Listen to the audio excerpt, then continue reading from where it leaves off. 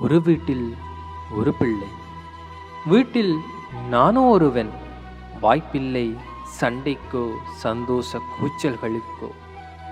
சுவரில் விளையாடும் நிழல் கூட சகோதரமாய் தோன்றும் சில நேரம்.